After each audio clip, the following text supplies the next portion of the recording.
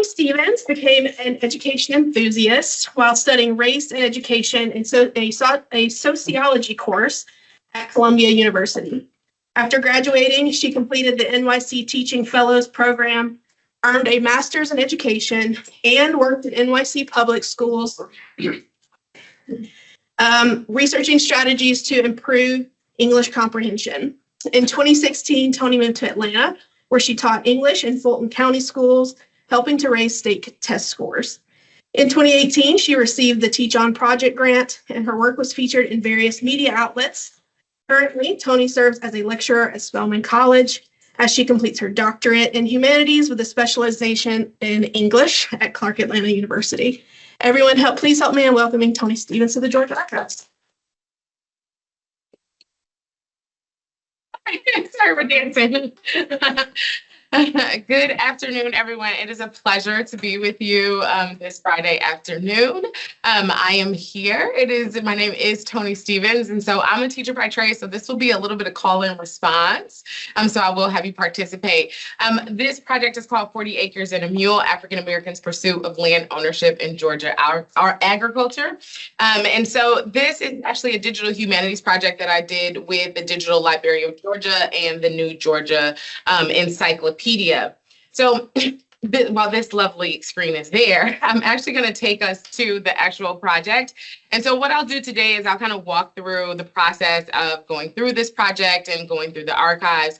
And then I'll kind of talk a little bit about how the archives has informed my practice and how I use the archives in like everyday use with my students and just as developing curriculum for them as well.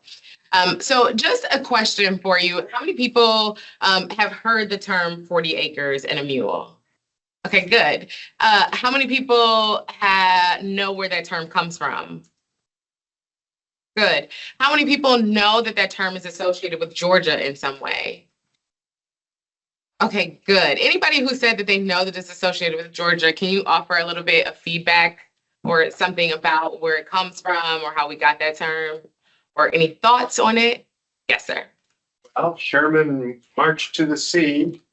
Now he's in Georgia. Yes. Okay, perfect. Let's switch. You do this, I'll sit there. That's perfect. No, actually, that is very true. So actually, that conversation or that thought was actually what drove me to start this project. So they were looking for someone to develop and curate an exhibit that surrounded the Georgia archives. And so I was looking for sort of what I was going to study and what I was going to look for in the archives. And honestly, I had no idea. Like, I was kind of like, I don't know, should I do something in education? Should I do something in, I don't know, children or healthcare? But I had actually visited a local farm recently, and I was just curious about this farm, and I had saw a little bit of newspapers about it. And so that kind of got me thinking about farm and agriculture in Georgia. And so then I came across an article that was sort of talking about Sherman's orders. And I was like, what was Sherman's orders? Like, what did that really mean? And what did that really look like? So that kind of kicked off the research that I wanted to find in order to start this exhibit.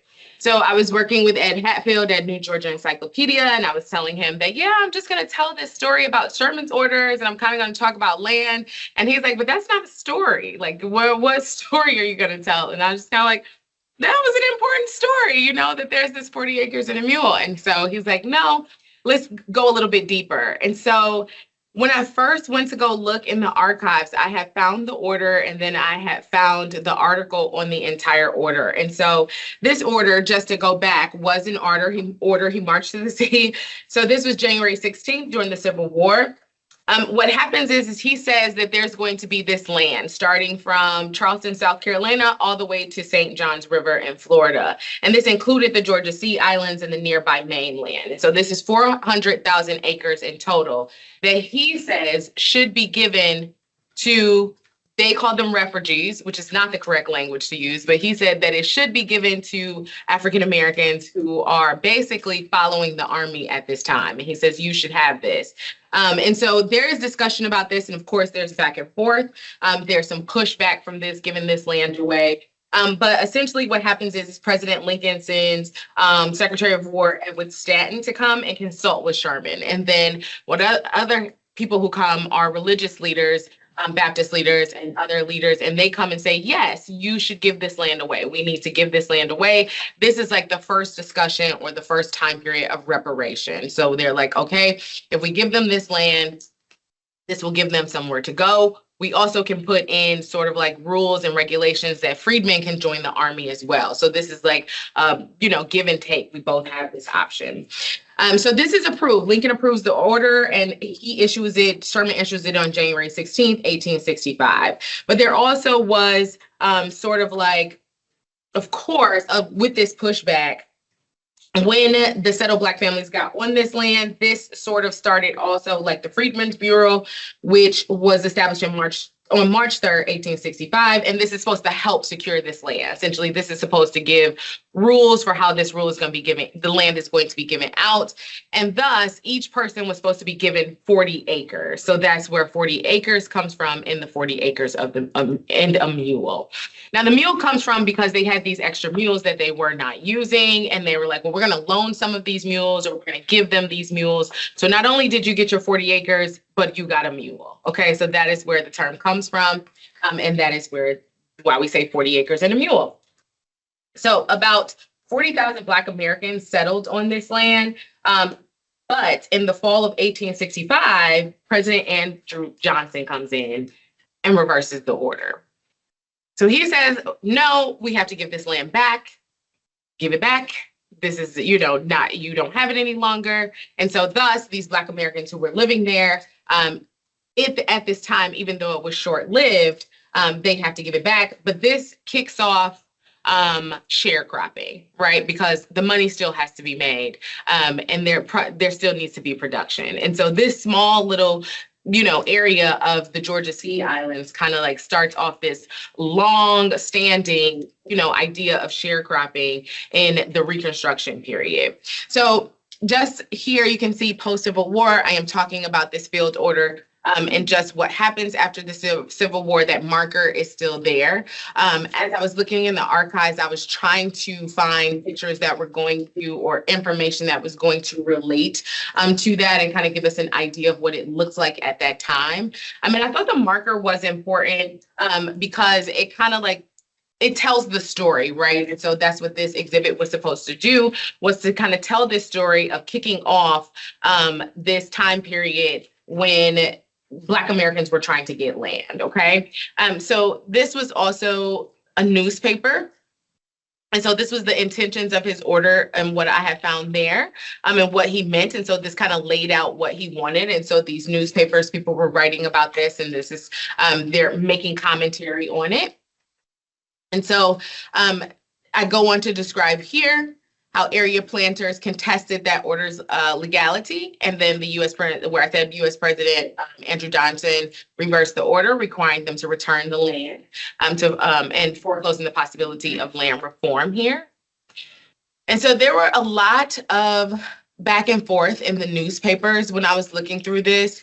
And a lot of them were kind of deciding, should they have this land? Should they not have this land? And I thought it was interesting that there was the conversation within the newspaper. You know what I mean? For so many people who could not read, or so many people who weren't aware of what was going on, I thought it was very interesting that they were having conversations about, should this happen or should this not happen? And I thought it was interesting who was the audience for those newspapers, right? Like who really was reading them to see if this should happen or not.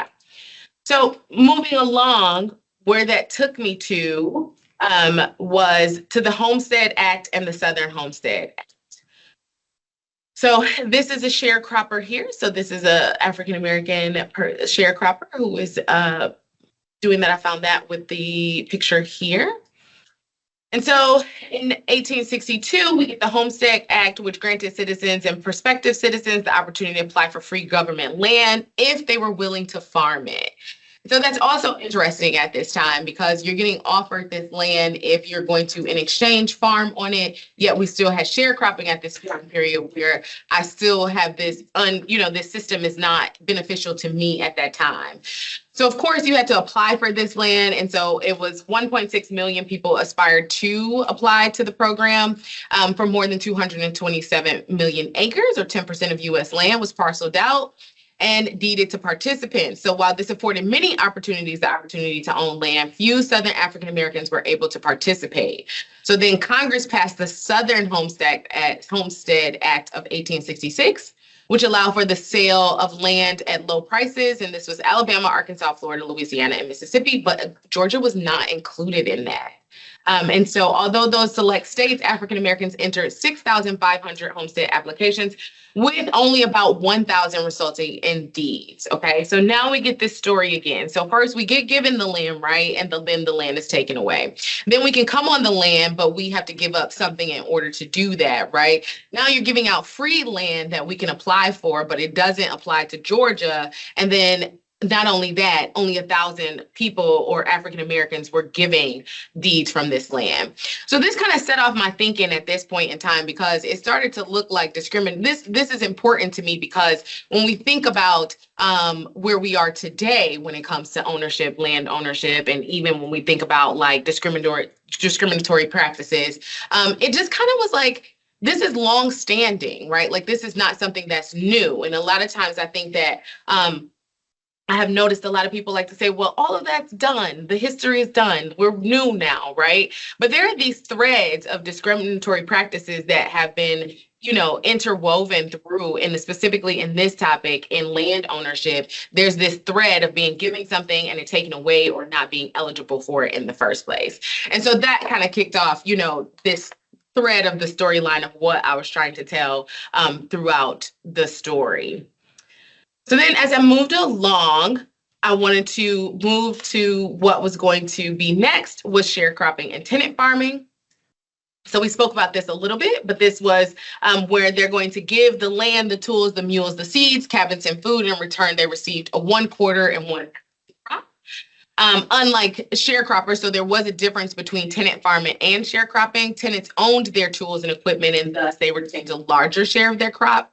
But there was much, this wasn't a seamless process, right? There were practices where I'm taking my crop, I'm not getting as much money for it, or, I'm in debt now because I have not made enough crops. So I'm depending on this agriculture in order to live, but that's also dependent upon how much I can produce. And also if I need to borrow tools or borrow something else to do that. So if I'm living in the home and I'm paying, this amount of rent, but the crop doesn't happen, then I not only cannot pay for that rent at that time, but now I'm in debt to you even more than I was.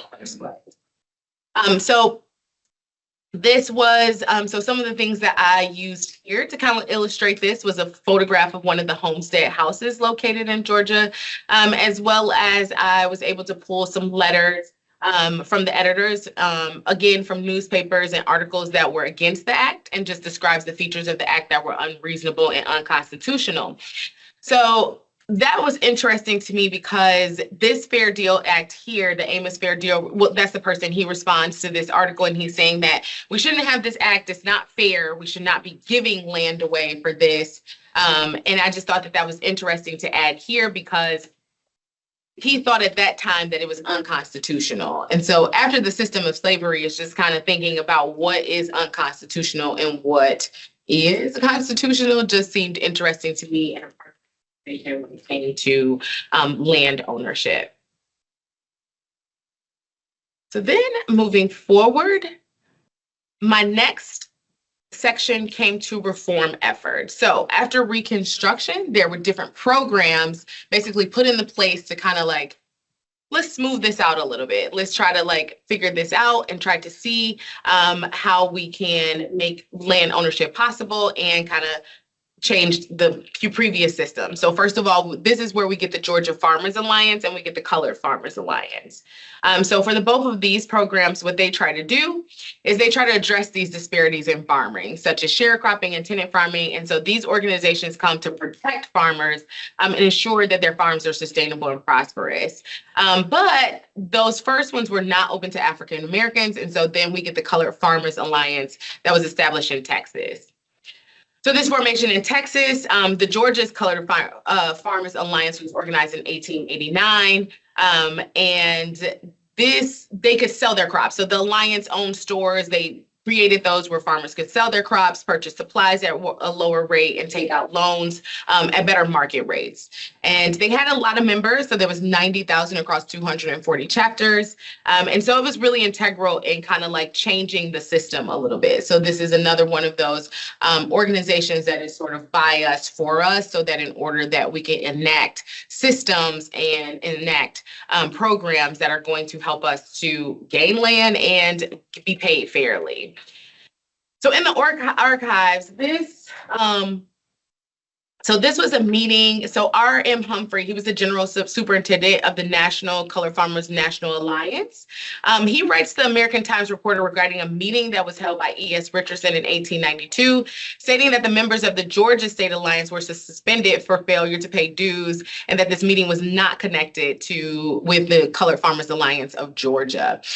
So there's like, again, there was just like, between what I found in the papers were, although that these programs existed, there was sort of like these internal, not arguments, but there were internal issues about the structure of them and how they were going to be run and how they were going to actually help African Americans to gain this land or to gain better practices with their farming. And so I thought that was really interesting because, again, it just spoke to the newspaper and using writing and newspapers as a way to have conversations about things, right? And it's not like no one is picking up the phone to have these, or these aren't letters that we're sending to each other on a personal level. But I found that in the archives, I could kind of see the thread again and see the story. It was live and right there. And I think that that was important in telling the entire story. So as we move through the reform efforts, my mouse is moving a little slow. But as we move through them, we get the Morrill Land Grant Act of 1890. And so this one was students at Fort Valley State University. And so Georgia does have land grant institutions here. So the Land Grant Act gave land to states to establish colleges that specialize in agriculture and mechanical arts. So for each congressional seat, a state receives 30,000 acres. And in 1890, a second act was passed to support land grant institutions. And so it granted cash instead of land and helped a number of historically Black colleges and universities, including Fort Valley State and Savannah State University, to have these programs, and they are still land grant organizations today. And so now we have the government stepping in again to sort of, they did a lot of things with the land grant. So there was also, they went out to local farmers, right? Like they went out to teach them how to farm. They taught students how to do this. They're all immersed in agriculture at this time. And so that's where we get all of our agriculture and land grant universities.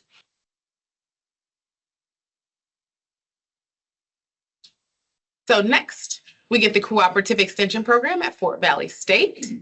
So this is a picture of Stinson Troutman, who was an agent with the Cooperative Extension Program at Fort Valley State. He assists farmers in the surrounding community with making their operations more profitable. So again, we're trying to ensure that they are keeping their land and that they are profitable farms. So in 1974, the Smith-Lieber Act established a network of these services connected to land grant universities.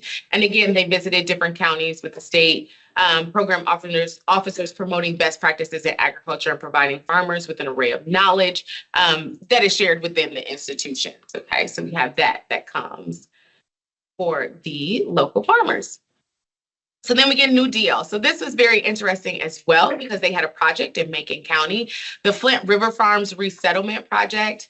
So this essentially, in 1937, the U.S. Department of Agriculture Resettlement Administration purchased over 10,000 acres of land in Macon County, and they established this resettlement community. So one of the several New Deal projects, it was to help sharecroppers become independent landowners. So Flint River Farms consisted of 106 local African-American families with lease purchase agreements. So after a 5-year trial, families could purchase 40-year mortgages while the Flint River Farms community faced opposition from neighboring white residents. These African-American families finally settled near Montezuma. Each farm unit boasted a new 4 to 5 room house, a bar, 2 mules, an outhouse, a chicken coop, and a smokehouse. There were educational programs for hands-on farming, farm training, a school, medical care center, and eventually due to desegregation, students were bused to nearby schools, and much of the land was purchased by white landowners. As of 2003, direct descendants of these families only owned a little over 3,000 acres of the original 10,000 acres. So I thought this was very interesting because I had never heard of it before and I didn't know that it existed, but it reminded me of other Black towns similar to our Rosewoods or similar to other towns that sort of were put together for the advancement of Black Americans, but yet they were dismantled when desegregation came, right? Like, and so when desegregation came, it kind of was this way to integrate, but it also took away all of these Black spaces that were thriving at the time. So this was historical markers that I had found, and there were tons of pictures from Flint River in the archives that I found very interesting because this was a thriving neighborhood. And so this was a newspaper article just announcing that this project was coming in Macon County and just giving a description of what was going to be happening there. And again, there was a lot of opposition to this that I have found. So there were a lot of articles in the newspaper that said this should not happen. There should not be this farm. There should not be, this, Flint River area should not be there. It should not exist. And again, I just thought that was interesting because I wondered where the opposition was coming from and why the opposition was coming. Did someone feel left out? Why did they feel left out at this time? And what would be, why the advancement of these particular people who are living on Flint River farms? In other words, what would it be? What harm would it come to anyone for them to thrive in this area, I guess was the question that I mostly had when I was in the archives and looking for answers to that as I was moving through it. So here we have that thread still going. And then there is a loss of land, right? So now we have these things in place. We have the Flint River, we have sharecropping, we're on land. We have some other opportunities. We have these land grants. So there's sort of like these trickles of areas where we can have, a piece of this land and we are part of it. But then several things happen that sort of, we lose this land. So one of the first things that happens is the boll weevil. Okay, so that completely stops production. And so I thought this was interesting because this is from the state board. And essentially in 1915, it appears in Georgia. And of course, it damages the crops, right? The damage is so great that it was one of the driving factors of the Great Migration. So this is how we get the Great Migration, which was where African Americans started to move north for jobs and move north for more better opportunities, right? Because factories are coming and things are changing. What was interesting about this is that there were newspaper articles about this leaving. So this one right here, the Jackson Herald reports that 100,000 African Americans have migrated north within 6 months. I thought that was so interesting. I didn't know that it was that fast, right? Like when we hear Great Migration, I thought it was like, okay, a couple of people are leaving, we're going forward. But this was like a full blown, I'm out of here, like I am leaving. And so there also is research that shows that it was mostly males who left. It was not a lot of women who left. And so I thought that was also interesting because it left women here to tend the southern lands in Georgia and other southern states as men were going. And eventually, I believe a lot of them, I know my, ancestors, they were sent for, like my grandmother was sent for by her husband at the time. But I thought that was interesting because now we're leaving the land because there's no opportunity here, and the crop is being destroyed. And as they moved to northern cities, so, while the migration of African Americans to northern cities precipitated new racial conflicts, particularly in residential settings, it also meant that many African Americans no longer worked in the agriculture fields of Georgia, nor owned any of the land that was left behind. So I thought that was interesting that they had left without owning any of the land. So it's not like I'm coming back to something. It is like I am completely leaving because I do not own it.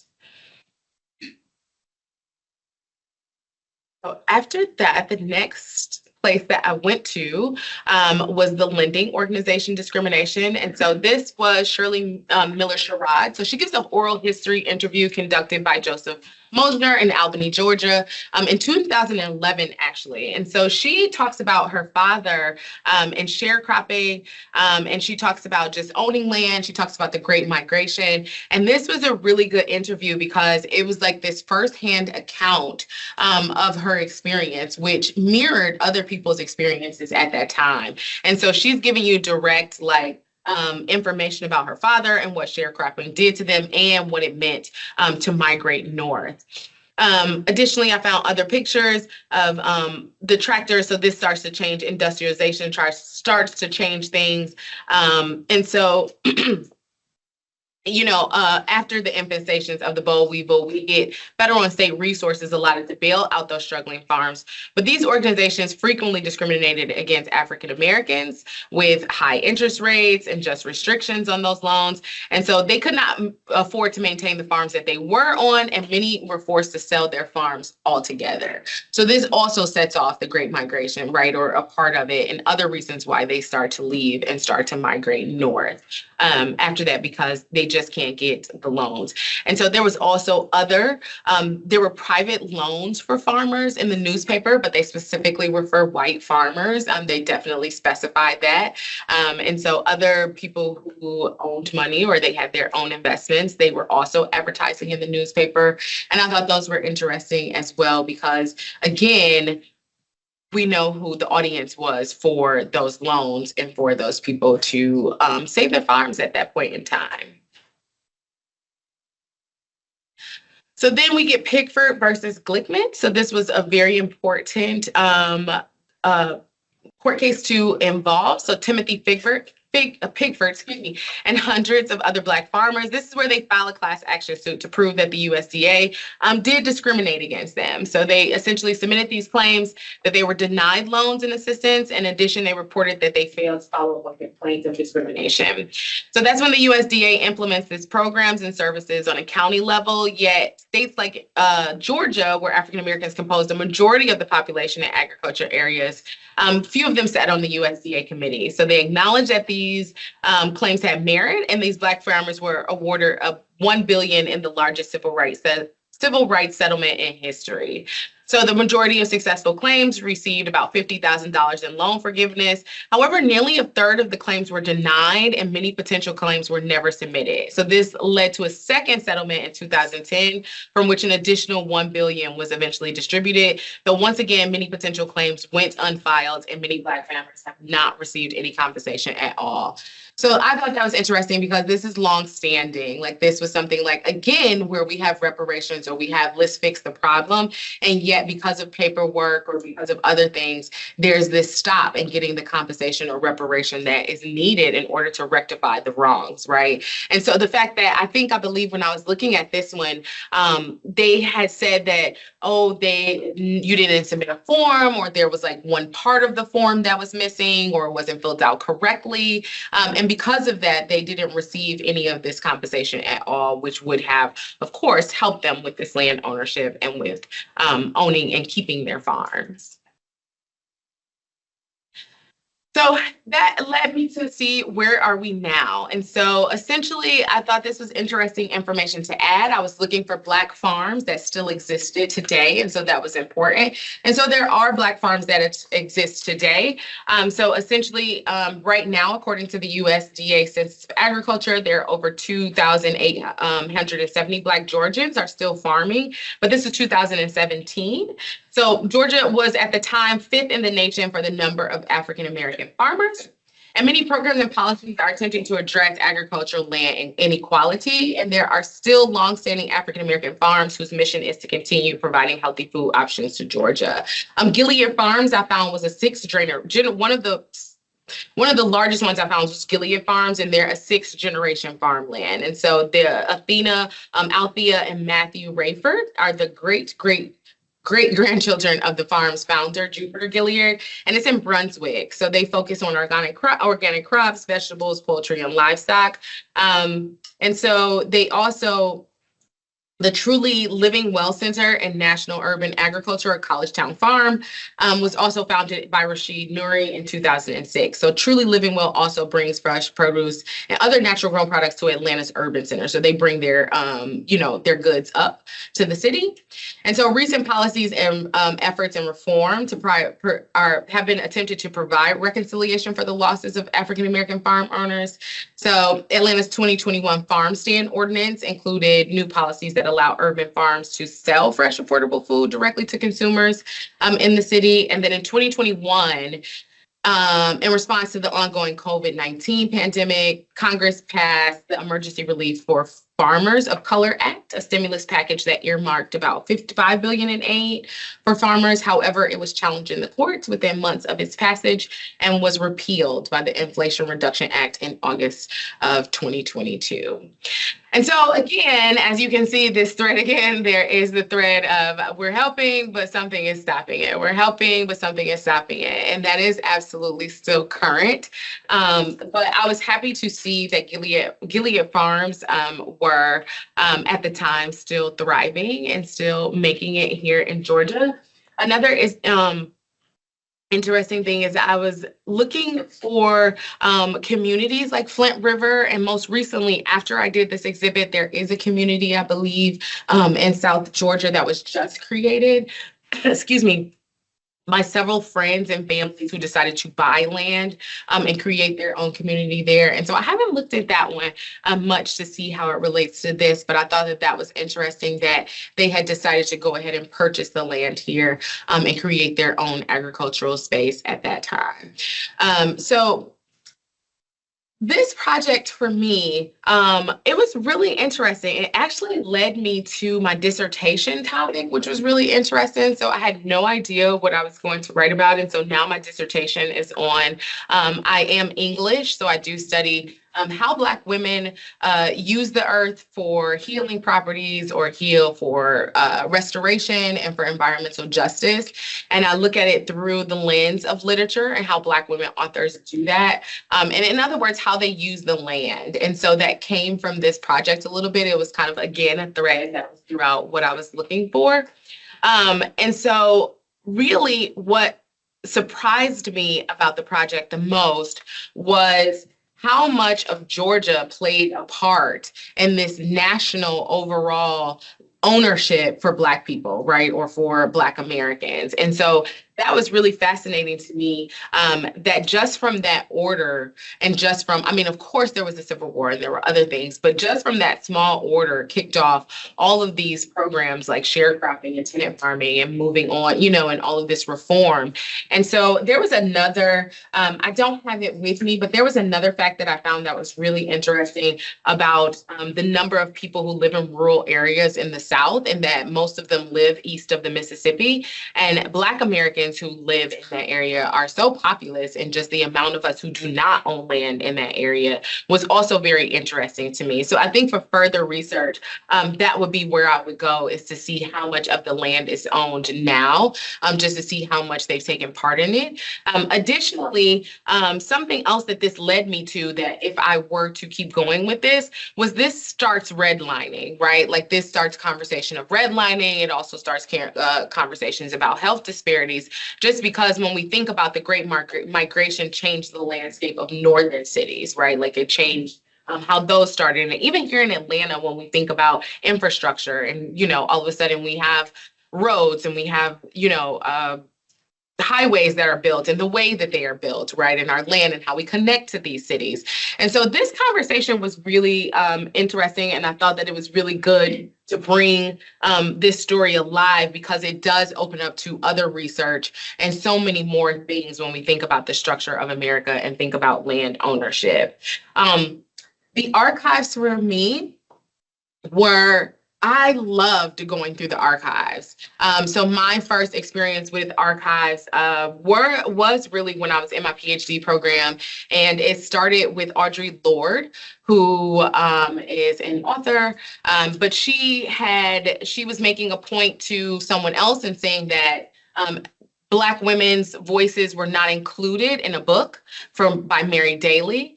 And so she writes an open letter to her. So this letter is famous, and she writes the letter to her, and you can see the letter, it's in the archive. And she says that Mary never responds. Well, someone went into the archives, her archives are at Spelman, and her biographer finds the response. But I found that when you read the response, it was almost better not to respond. You know what I mean? It was like, that was the story, is that there was no response needed. And so for me, to be able to go into the archives and see that story and come up with a theory of that was really important. And so when I went into the archives to do this project, there was so much information, and trying to pull from and create the story from that information was probably the most difficult part, is because I had to stay on track and stay on the thread, because again, I wanted to get into, well, wait a minute, this starts to separate how children went to school. This starts to tell me about schools, and this starts to tell me about healthcare, and this starts to tell me about all these other things. And so I had to stay with the thread. And I think what was helpful to stay with the thread was to go by time. And I'm not a historian by nature at all. But fortunately, I had Ed Hatfield, and I had other people who were kind of like, let's kind of shape this into a time thing. And so that's what helps me. And so you'll see here on the left-hand side, I sort of start post-Civil War, and then I go through these reform efforts. We go through Reconstruction. We go through like this loss of land, and then we kind of get to now. And so that was helpful, was to piece together this story in a timeline so that I can look in the archives in a way that's like, okay, I'm looking specifically in this time period. I want to look specifically during Reconstruction. What does land ownership look like in Georgia at that time period? And that helped a lot. And that still gave me, the interviews were hard. I had to go through those interviews and see who was going to tell the story the best at that time period. And so there is just a plethora of information. And for me, I'm always, again, as the English person, I'm always thinking about the story. What is the narrative here? What story do I want to tell? And then as a Morrison fan, I'm always like, the ending is what it is. So I don't have an ending for it, because we're still living through this right now. And I think that as people who like the archives, or historians or researchers, you get to still look at this end and see where we are now. And so that is my project and what I went through and my process, and I will take any questions that you might have.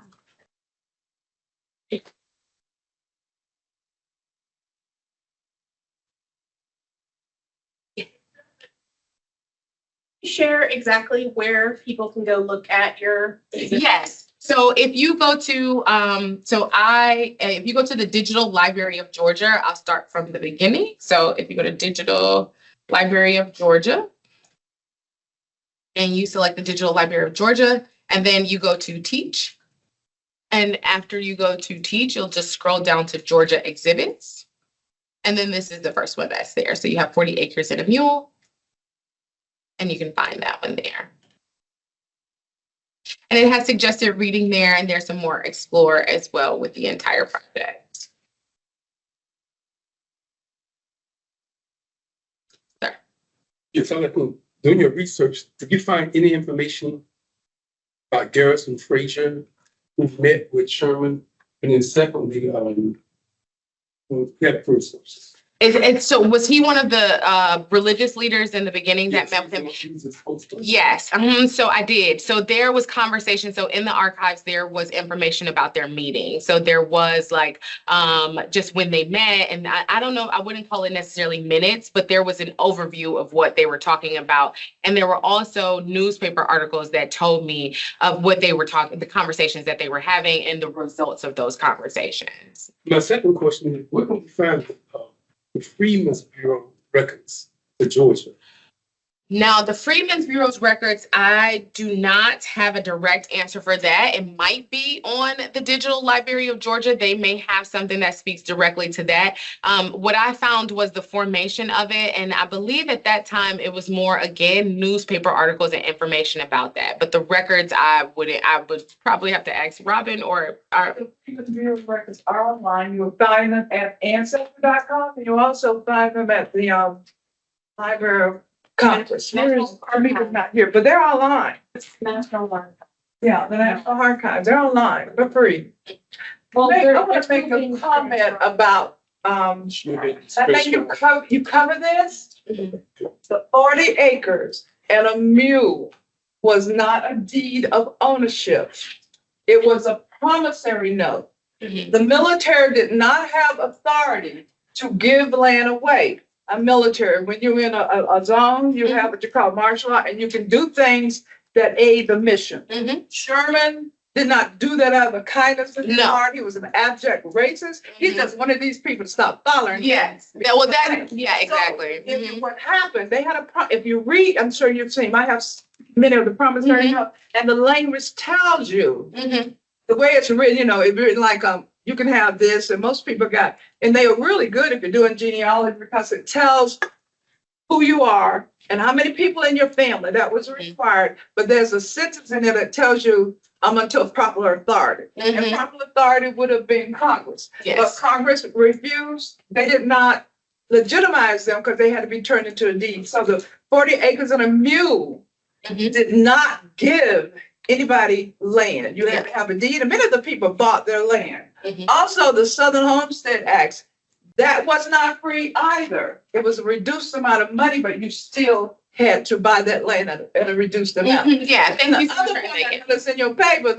My family was affected by this. When the boll weevil came and all those blights, when the federal government gave money to the farmers, they gave it to the owner. My family is for sharecropping, but that owner did not pass that money on to them, and that was one of the things that made them migrate. So I'm doing the farming. But when the federal government paid the reimbursement, it goes to the farmer. Yeah. The farmers, most of them not give a penny to those people that were on the land. Yeah, thank you so much for adding that. I am not a historian by nature, so thank you so much for adding that. That is very helpful for us to know, to add onto the conversation. And yeah, that was, for me, one of the issues that I had is when you look at all the language, he was calling them refugees. Like, the refugees need somewhere to go, essentially, was what I was finding. And so when you think of it in that way, and the language that he was using, it absolutely was racist at best. Yeah.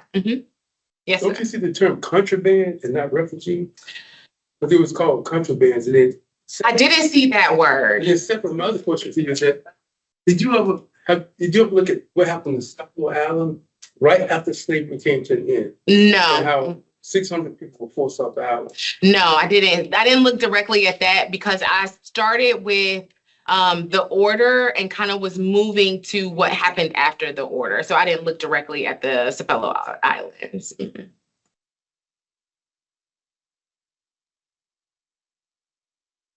Yes. I was unfamiliar with the book that you were talking about and the letter that was written to that didn't get a from Audre Lorde. I don't know who those. Could you tell us a little bit who those people are? Sure. So this is way further. So it was a tangent. So Audre Lorde, she is Audre, Audre. And her last name is Lorde, Lorde. So Audre Lorde sort of writes a lot about intersectionality, Black feminism. So one of her major issues was the way that white feminists or female feminists left out Black feminist voices from text. So Mary Daly at the time wrote a book, and there was not one Black feminist voice within the text. And so Lorde comes back and she says in an open letter, and they were friends, or they had a relationship. And she says, "Oh, you did not include any of our voices in this text. You can read the letter. The letter is available." And she says, "The fact that you didn't, put any of our voices in here is an issue when it comes to feminism as a whole." So nobody thinks that Mary responds because there's no response to it. There's no public response. But Mary Daly writes the letter and sends it directly to Lorde. So it was in her office files. So it's actually in the archives at Spelman. And so when you go in the archives, the letter, Mary Daly responds and she says, I had nobody to call. There was nobody to really ask to get their opinion. Yeah, this is what she's like. She's like, I didn't really think to put anybody in there. I'm sorry. She's kind of apologizing to her. And she's kind of I just didn't have anybody. No one was around. Is basically what, and I'm paraphrasing, please. I'm paraphrasing. I know. But she's like, there's no one around. call you. Yeah, exactly. So Lord never responds. Like Lord does not respond whatsoever. It's kind of like, I left you on red, girl. I'm not responding at all. And so her biographer writes that there was a response in a new book. It's like I wish I had the name of it. And I think her biographer's name might be Alex. Please, that might be wrong. Forgive me. But you can easily find this book. She goes through the Spelman archive. She goes through all of these boxes and she finds the letter. And so to me, this is totally off topic and a tangent from land ownership, but to me, just thinking about the archives and thinking about it told me so much about Audre Lorde. It was almost in a way for me, humble and gracious. Like, I'm just going to give you grace and not even bring this public and respond to you because you could have called me and a million other women, Toni Capon, the Morrisons. There was so many people you could have called to include in this book at the time. What are the dates of what era are we talking for the books, for The new one, the biography? no, for the work? Mary Daly's Yeah, book? Mary Mary Daly. Daly's book is recent. I'm sorry, not recent. The biography is recent. Mary Daly's book is probably 70s. Well, there, 60s, thank you know you. what? Look, thank you guys. I'm a historian. Please don't embarrass me up here, guys. That's okay, but we can tell you, because we were in that time frame, there were people to call. Yeah, well, Winnie Brian says the same thing. This is another tangent. I'm sorry, now this is my real topic. You want to invite me back for this. Winnie Brian comes back. Winnie Brian writes a book and says the same thing. Her name is WINIBRIENES. She says the same thing, that, we were around each other, but we weren't, we just didn't have connections to really have connections. But that's where we get the womanist from, because feminism left out Black women. And so Walker and Weems come and say no. But this is another. No, it is. I was raised in the Appalachian property pocket, and even I can tell you that she's. Yeah. Well, yeah. So I write about this in my dissertation a little bit. So I write about this conversation because my dissertation, which I'll tie this back into land, is Africana eco-womanism. So I'm looking at how women of the African diaspora deal with the earth in community with men from a womanist standpoint. So it's really about Africana women. And that's why I don't use the word feminist or ecofeminism. I use eco-womanism because of that conversation there. Mm-hmm. Mm-hmm. Sure. Yes, ma'am. You made a reference to an interview with Shirley Miller Sherrod. Yes, ma'am. By chance, just get a little touch of information about that person when you. So she was, now, I'm sorry, I can. I can. Let me go back to hers because her biography is here. If you go to the exhibit and you click on her, now I want to say, don't quote me. I think that her father, or she was close to the Farmers Alliance. And I could be wrong, but I believe that she directly had some sort of connection to one of the alliances, is why I included her voice in this. Let me find her. And she is a Georgian, so that also gave me, Shirley Miller Sherrod. And I'll go to that one. So she grew up on a farm in Baker County. Her father's murder and joining the Student Nonviolent Coordinating Committee. She remembers traveling to DC to protest the Justice Department attacks on her husband, Reverend Charles Sherrod, a civil rights leader in Albany, Georgia. She also discusses starting the New Communities Land Trust and working for the Southern Federation of Southern Cooperatives and other organizations to help African-American farmers. Mm-hmm. So that is why her voice was there. And forgive me, I did this project a while ago, but she was important to the conversation because I thought that her perspective would be absolutely important to it. Yes, sir. Yes, can you speak about your suggested readings? Sure. A little bit about that. Mm-hmm. So I will go back. So these were the secondary sources, some of them that I refer to. So as you can see here, a lot of them have to do with where I got information from. So as you'll see here, this one was about the Farmers Association, the Truly Living Well. This was sort of like now, this time period, the cases for the, the USDA settlement.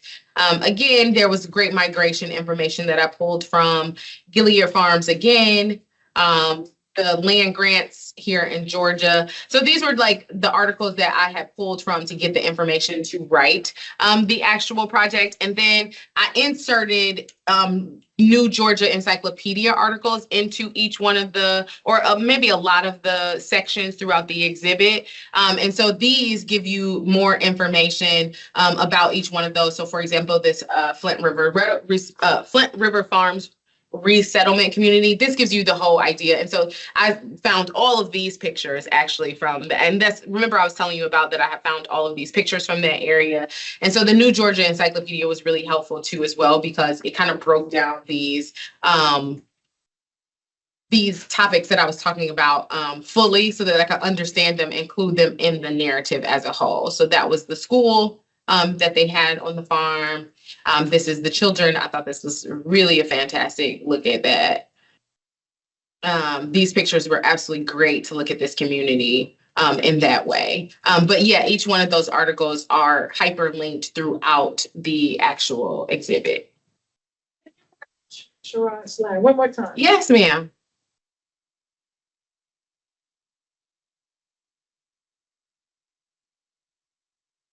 The narrative. I mean, my top tip. The Go to her. You want me to go to the actual? Okay. Thank you. And she has 12 video files, so she has several there. So if you go to the Digital Library of Georgia, you can find that video and more images and information. You said you're currently working. It's done. I just got my edits back, y'all. But I appreciate that. So I just get my edits back, and I'll be graduating in May. Yes. What's the title? So the title of it is Dancing with the Trees, an Africana eco-womanist reading of Africana texts.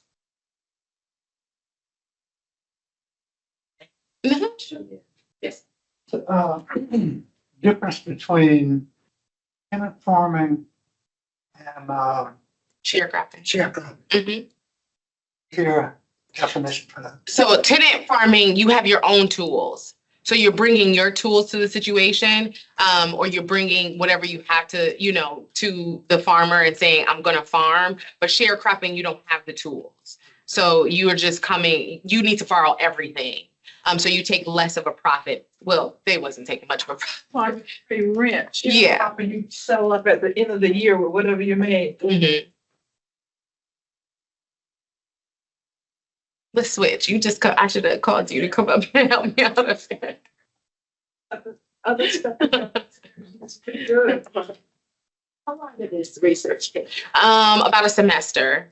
A semester. So I started in October, and I think I was done maybe in maybe January or February. The nice part is I didn't have to get any of the because I was working with New Georgia Encyclopedia and the digital library, I did not have to get any of the licenses and permissions, as well as I didn't have to get, after I wrote it, basically, so I was able to put it together and organize it and put all the pictures of where they go and put the captions and do all of those things. The back end stuff was all handled for me. No. So Robin called me. She had found the project and asked me to speak on it, and I was happy to speak on it. It exists, in perpetuity there on the website, and it was just absolutely. It was They advertised for it in the Humanities department at Clark Atlanta is how I found out about it in the first place. And so I was kind of like, oh, okay, I want to do some digital humanities work. So that's how I got connected to it. And once I started, someone else, they'll have another intern that'll put up another, curate it. Now working with them to do some more, sort of like, because as a teacher, I do curriculum and development. And so I was going to develop other teaching tools to teach with these actual exhibits too as well. Mhm.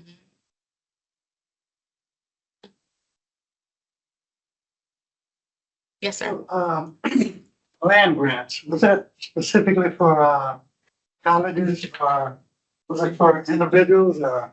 I think there was two separate ones. I think that was a separate thing. I think that the land grants that they had split the government was specifically for the colleges. They gave them a certain amount of land to put the colleges on, essentially, or they gave them, I think it was 10,000. It said.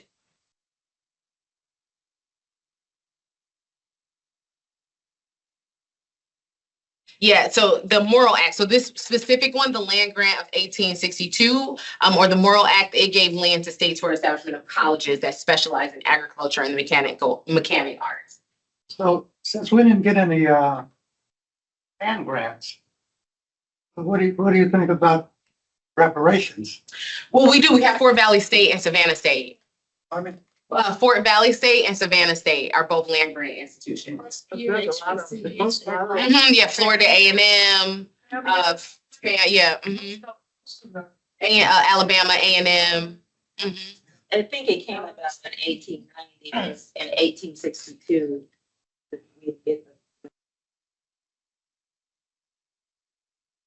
for individuals. And I'll talk about for the colleges. Now, do I think we should have reparations? Is that what you're asking? I mean, as far as your research,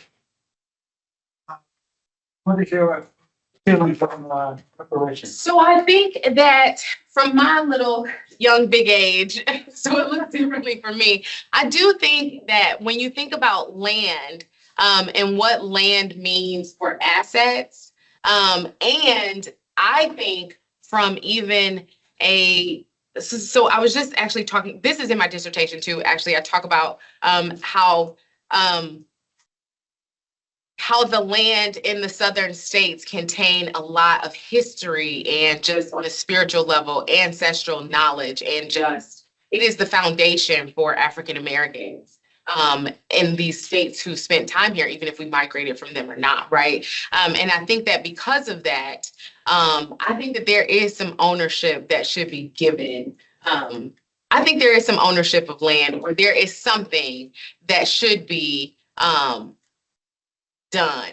And this is a politician thing. I'm not a politician, but yeah, I think that there should be something. And I believe that there were things that were done, but again, every time something was done, it was taken away, right? Or every time something is proposed, there's sort of some pushback to it, right? And so I think that the problem is that when we think about the status, or we think about where African Americans or Black Americans are today, a lot of people, and what I've noticed being on social media and just being in that world, a lot of people even don't see how these historical threads impact today. And so that, I think, is the most difficult part, is explaining that education looks the way it does because of the thread of discrimination in education. You know what I mean? Land ownership, health disparities, these things look the way. And so I try to get my students to see that this is not as black and white as you think it is, that this is not a starting point. Like, I can't start tomorrow. Now, absolutely, is there opportunity here? I think so. I think there absolutely is opportunity, but the adversity that comes with that opportunity is just exhausting. You know what I mean? It's just really exhausting to try to gain that foothold and then be pushed back because of racism and discrimination. Yes, ma'am. I grew up on a farm in South Georgia, and I was born in 1948.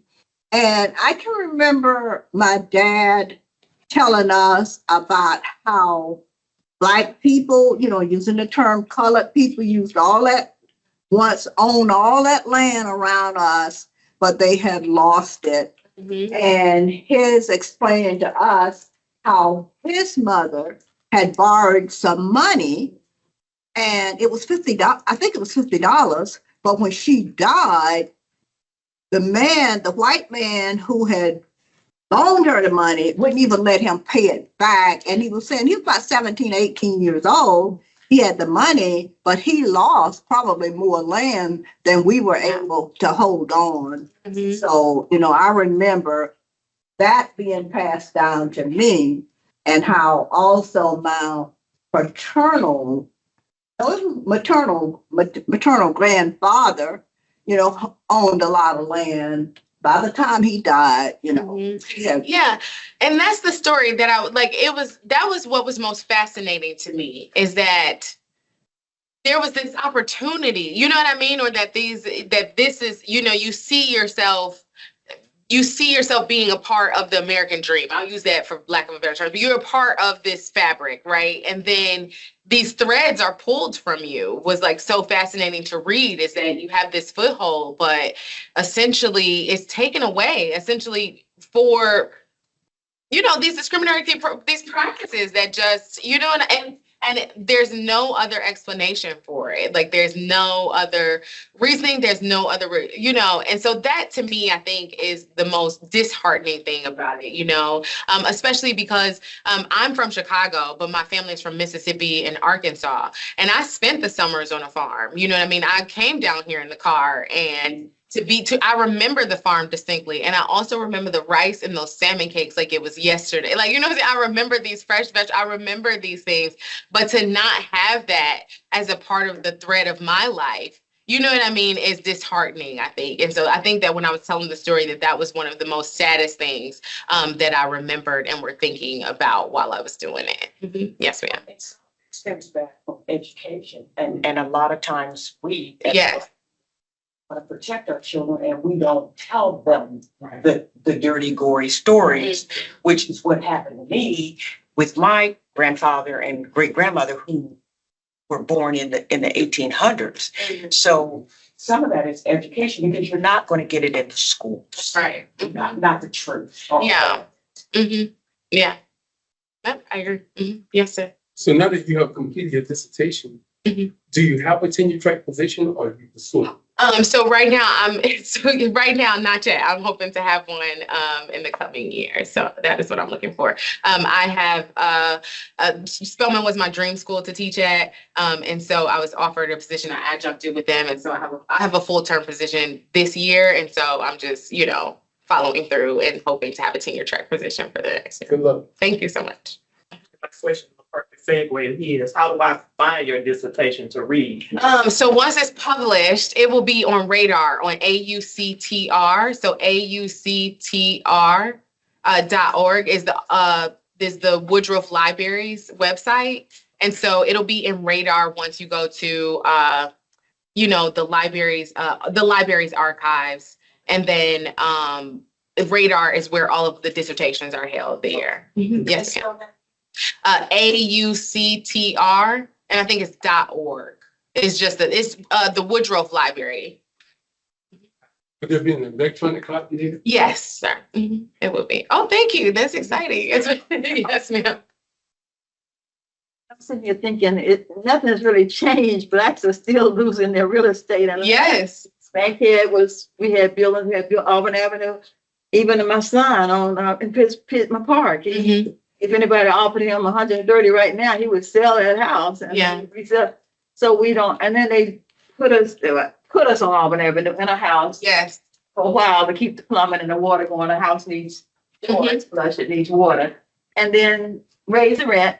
And then we go to South the Big Chicken and live. You know what I'm saying? Ride the bus on in. But nothing's changed. Yeah, well, that's what I'm saying. It's like this. When I was doing it and I finished, I absolutely thought about redlining and thought about the infrastructure, because when you go into that and you talk about how the expressways ended up separating neighborhoods and housing, and you know what I mean? And now when you even think about gentrification, and let's not even talk about Cop City and what was there before it, and all these things, and you think about land in general, this led me to all of those other practices and all those other things that you kind of get to see the why, you know what I mean? And so depending on your activism, I guess you also get to see what action you need to take. So I think that was really important too, is like, are you telling stories? Or are you doing something about it? And so I think that was also something that I wanted to portray through the exhibit. Yes, ma'am. Okay. Does anyone else have any questions? Okay, I just have, I'm just so excited that you are doing this research, and also want to thank you for bringing up the Black farms at the current, of course, they are struggling. I'm a big supporter of Truly Live Well. Okay. I have a CSA with them. Okay. And I am suspecting maybe the farm you were talking about that was once located in South Georgia that had a community. Oh, yeah. Might be, well, it might have been Local Harvest back then, but now they're called Atlanta Harvest. Okay. And they're located in Ellenwood, and they have a farmer's market. They have a store. Yeah, So I think that might be it. support. Yeah, I think that might be They're it. wonderful. Yeah, is it modeled after 𝘕𝑚𝑏, or kind of like that whole, like they built a community where they have the store and the farmer's market, or is it just the houses? They have houses. Okay. They have, they're in the process of building their, building out their farmer's market. Okay. But right now it's kind of a tent. I got you. And it's a really wonderful family. Yeah. Okay, great. Yeah, I will tell you, when I moved to Georgia, I got the best agriculture, and like the peaches, it really is. I understand it now that I've been here. So. And they're really from like New York. Okay, got you. I got you. Okay. They are migrants. Okay, got you. Where is it? In Ellenwood, Georgia. It's not too Okay. far away from here.